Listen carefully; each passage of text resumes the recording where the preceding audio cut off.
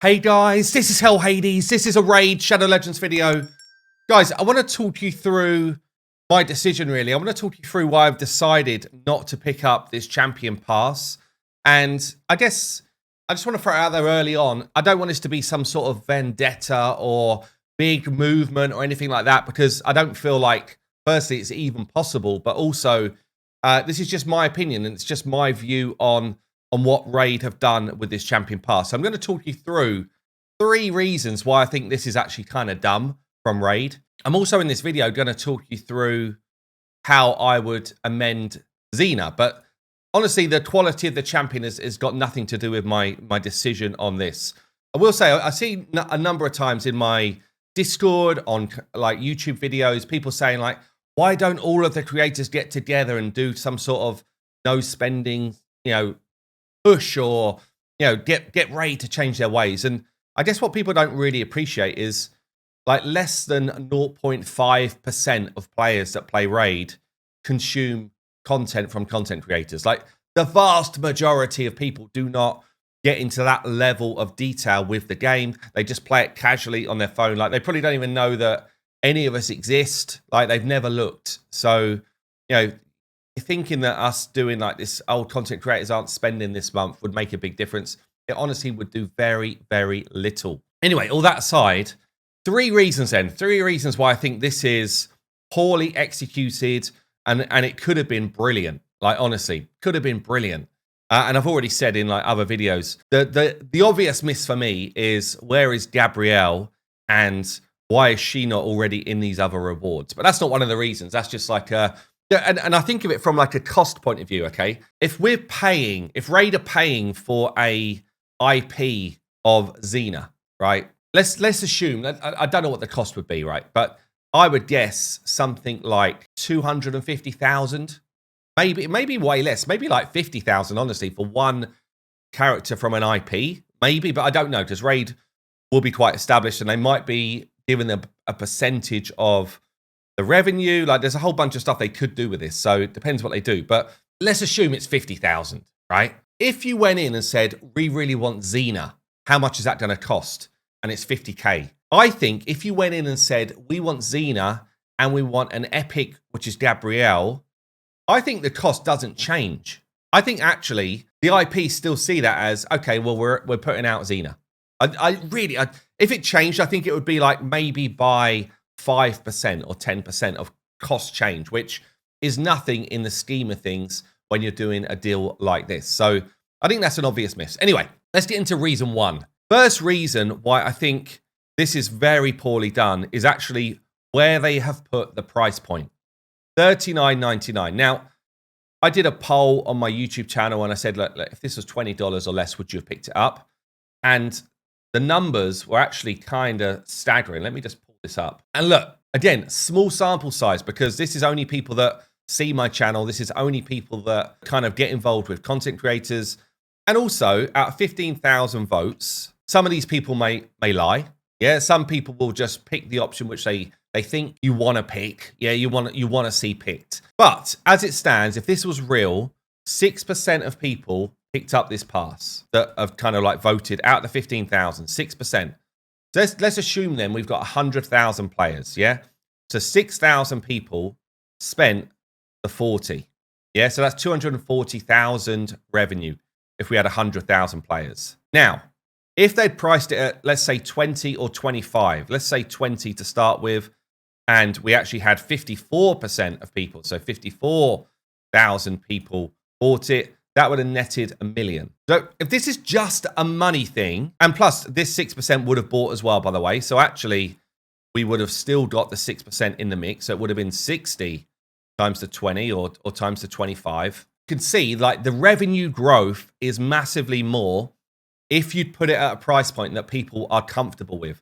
And one of the reasons why people are not comfortable with $40, well, maybe you can guess, like the demographic of players in this game is slightly older, okay? So it's like me, 30s to 50s. That's pretty much where the demographic is from what I see through all of my information. So when you've got a price point of $39.99, it screams out, that's the same price that is in my head for a full game. Yeah. And you see this comment a lot. This price point is a trigger price point. It triggers people to say, oh, I could buy a full AAA title for that for my console. Now, it's probably not the reality anymore. I haven't had a console for years, honestly, and I haven't bought a console game for years. But I'd imagine the reality is this price here, the 60, is more likely what you're going to pick up a game for. But irrelevant, this is a trigger number for a lot of players, okay, to say, I could buy a AAA title for that. In terms of marketing, it's dumb from Raid to put the price point at this. Yeah, that's the first thing. Second thing is, Raid have already preset in our minds numbers, okay? They've already preset that they're comfortable to put a battle pass out for 25. Yeah, they did it back in the day, and you got a ton more stuff, by the way. They recently put the revival path out at 25 for returning players to get a legendary hero plus more stuff than this. So the number 25 is already in our head, which feels like this then is a slap in the face. It feels like someone is literally getting a big fish and slapping me around the chops because a month ago, 25 was acceptable. Today, 40 is acceptable. So that is a complete turn-off for me. Now, I will say at this point, for a guaranteed legendary champion in this game, in any other event, this is cheap for Raid. Okay, forget all of the I could buy a AAA. You're playing the wrong game if that's your argument. Raid's never going to be that game if you're a spender, right? But if you do a guaranteed void summons, yeah, and you need like 80 void shards up to 110, right? Or if you do a guaranteed sacred shard event, the chances are, if you're picking that champion up, you have to buy some shards, right? And it would cost you, for the average player, it's going to cost them more than $40. So this actually, in Raid terms, is a cheap way to get a legendary champion. Also, in terms of the champion quality, and we're going to get into what I would do to change her, but, you know, if you're a mid-game player, this champion is going to be in the majority of your teams. So she is good enough for that. So actually, for a mid-game player, you're basically buying a hard carry for much cheaper than buying shards. That's the facts in Raid, okay? So the price point, it's not the actual price that's a problem. It's the fact that you're triggering people with these silly things because you've already told them 25 is acceptable to us, and we already know this kind of like $40 is a problem in our brains, right? Now, the last thing, which for me is actually is it the biggest thing? No, it's a combination. But the last thing is all of this stuff, which is just digital crap, right? All of it costs Raid nothing. Literally costs them nothing at all. And even the Elite Pass is full of crap, right? It's literally like crap piled up not even in a big mound. It's like a small mound of crap. They didn't even do a big mound of crap, right? And this is a big off-putter for me because there's no effort. There's no effort to try and get our money here. Like, as I say, if they had Gabrielle win another epic, okay, starts to feel better. You could throw in 2 barbarian epics that already exist, and that could work, yeah? You could throw in gear sets that make some sense for her in the arena. So, like, a couple of cruel pieces, come on, give us more than that. You could, like, this game has got so much in it already. You could put in a 2-star soul for her. It literally costs Raid nothing. I'm sure they're going to do another event for that, by the way. But you could do it, and players would feel pretty good about it. You could have come out with a second skin, and the second skin could be part of this. Like, a 5-star glyph, come on. Give us 6-star glyphs. Give us a number of them. The silver numbers, 100k. It's literally ridiculous. 100k, like, Raid, do you understand how much silver it costs to roll a piece in your game? Let me show you. Let me show you. Have I got a piece I can roll up? Because I think it's obscene. Like, 100k as some of the good reward stuff. Here you go. What did my 100k get me? So I spent, this is cheap. This is lucky and cheap. I just got a piece that cost me 800k to roll from 0 to 16. It's more expensive than that for accessory pieces. And what do we get in the total here? I guess we can see it over here. 575. It's probably 600, so I probably collected some. 600k, not even enough to roll one piece up if you buy the full Elite Pass. It's absolutely ridiculous, okay? Like, these should at least be 10 times. Every one of these should be 10 times for this to be a number that makes any sense. The gems, every single one of them should be 10 times the gem count. Okay? Like, most of this should just be ramped up a lot. Multi-battles, they cost you nothing. It's literally nothing to you. Why are we stingy at 20? Like, putting 5 brews in here, that's where that wet fish comes out and starts slapping you in the face. 5 Plarium points, a clan boss key. Like, it is shoddy. It's shoddy stuff. So despite this being a cheap to get legendary compared to raid standards, the champion is decent, not great, but decent. And I absolutely can afford to do it because as a content creator, I would get the money back. Okay, it's my job. It's like me buying a train ticket. I would get my money back. It's part and parcel of my job. But I can't pick this up. Like the only thing which I think they've done well out of this is a sacred shard at the end for a free-to-player. That's literally the only thing which I think is like a thumbs up. Yeah? Like, what's stopping you putting in the Elite Pass Void Shard, Primal Shard? I know that you don't want to give away too much, Raid, but honestly, it's all stuff which is just digital stuff you could put in for free. You would make a buttload more money if this pass was $25 and you actually took 5 seconds to think about the rewards. To the point where, like, I honestly would do this. If I was Raid right now and it's my game and I'm like, we have made an absolute clanger on this event. These numbers are not coming in like we thought they would. I would refund $15 to everyone who's bought the pass so far. I would change the price and I would add a butt ton more stuff. I would double up every single one and put the extra things as bigger and better. And anyone who's already bought it, just give them the balance of what they didn't get. Like, I would do that because it's that bad as a marketing effort when it should be that good. So, look, I guess that's enough from me on that. I'm just going to talk about Xena quickly in terms of Xena as a champion. We've had her on the test server. I've done a video showcasing all that stuff. And I just want to give some, like, top-level things that I would change about Xena if I was Raid, just to improve her as a champion.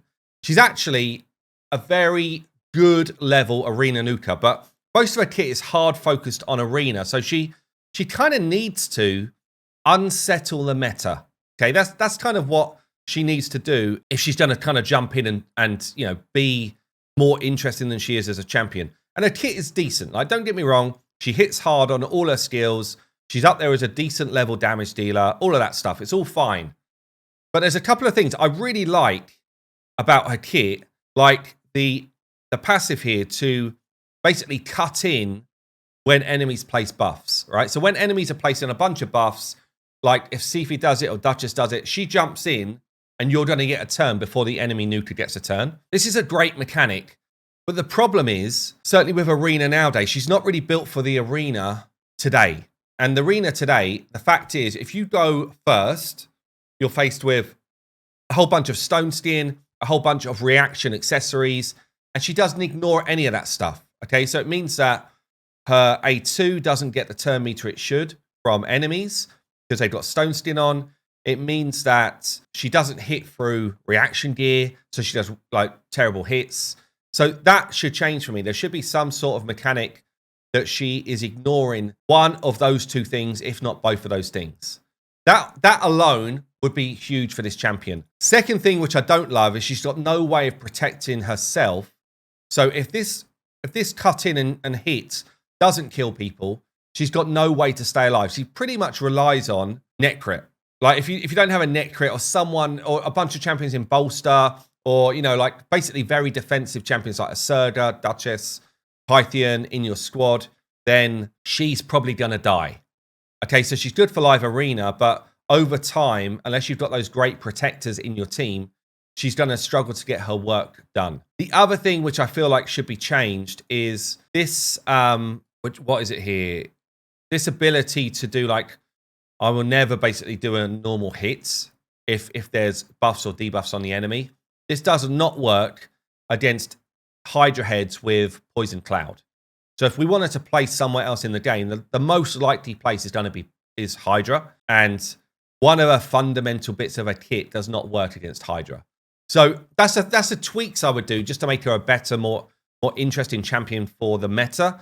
The other option you could do, because she's got no counter to the two most annoying prevalent champions in the game, Marichka and Taras. She needs a way to counter one or the other. So potentially you put some sort of block revive maybe in her A1 so that she's actually got a counter to Marichka. Because Taras, honestly, Taras's ability to just reduce the damage from attacking champions is like ridiculous. And I don't know how you get around that without changing Taras. So you need to be able to counter one or the other if you want any sort of space in today's meta, because literally every single team in the arena meta right now uses those champions. Just to show you what I mean, this is a top 30 arena list from arena that's just gone. And this is not unusual to see, by the way.